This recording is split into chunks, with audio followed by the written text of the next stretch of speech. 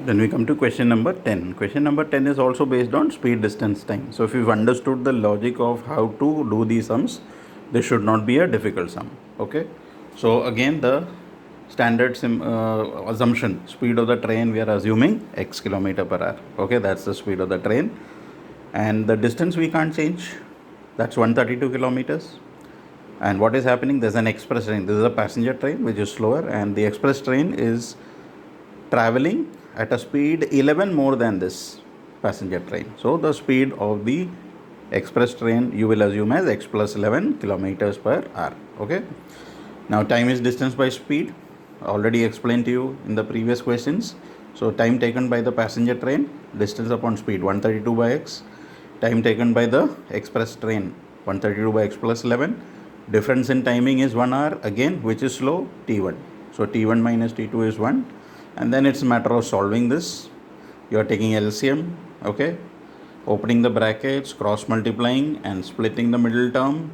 I've got the factors here as 44 and 33. Okay, 44 into 33 is 1452, and when you add 44 and minus 33, you are going to get positive 11, and then we get the answer as negative 44 and positive 33. Now again negative answer, rejected, because speed of any vehicle cannot be negative, and x is therefore 33. So we'll say speed of the passenger train is 33 km per hour and speed of the express train is 44 kilometers per hour. Then question number 11.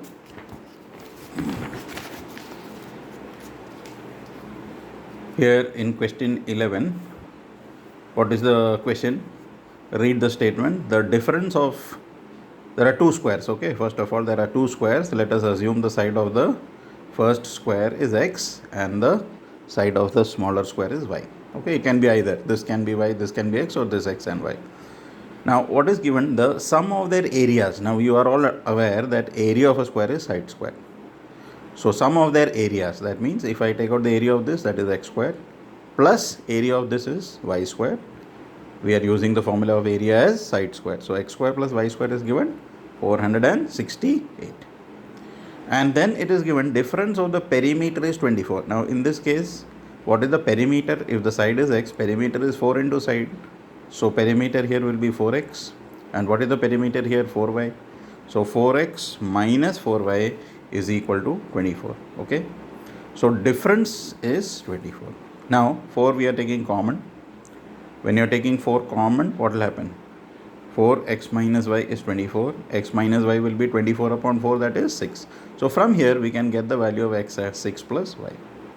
X value we will get as 6 plus y.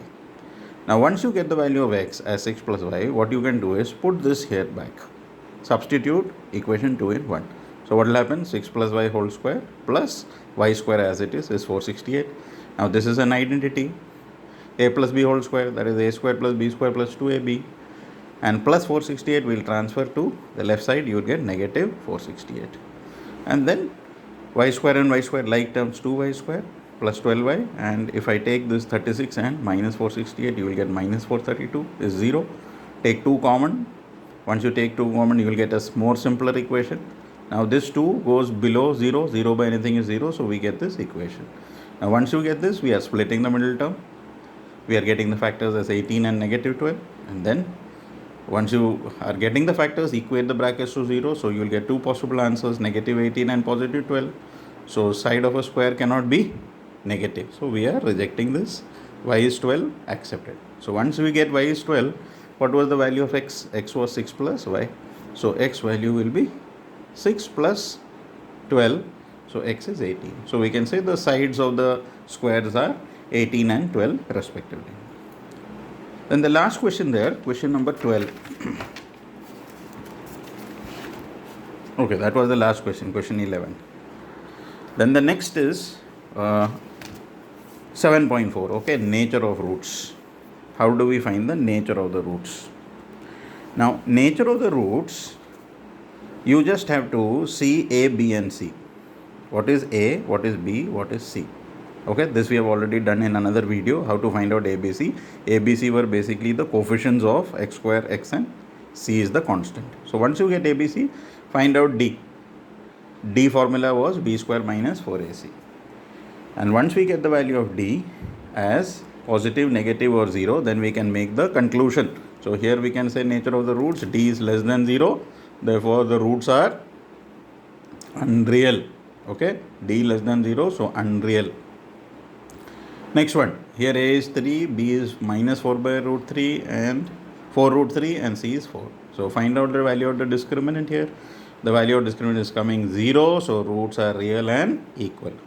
If roots are real and equal, then we can find out the value of alpha and beta. So we have already done this formula. This is called the quadratic formula. Alpha, beta can be found out. So first I am finding out alpha here. The value of alpha I got 2 root 3 by 3. Now then we will find out the beta value. That will also come 2 root 3 by 3 because it is given that the roots are equal. If roots are equal, then alpha and beta has to be same. So that's how we get this. Then the third part, again we are finding ABC. Here the value of d is coming 12. If d is 12, that means roots are real and distinct. So we are finding out the alpha value here by using the formula minus b plus root d by 2a. And then we are finding beta by using minus b minus root d by 2a. So here we get the answer as 3 plus root 3 by 2. Okay, 3 plus root 3 by 2, and beta value will be 3 minus root 3 by 2. So in the first case, no roots or unreal roots. Second case, roots are real and equal, so alpha, beta are same. And in the third case, the nature of the roots you will write roots are real and distinct. And if they are real and distinct, then that means you have to find out the two answers, which are 3 plus root 3 by 2 and 3 minus root 3 by 2.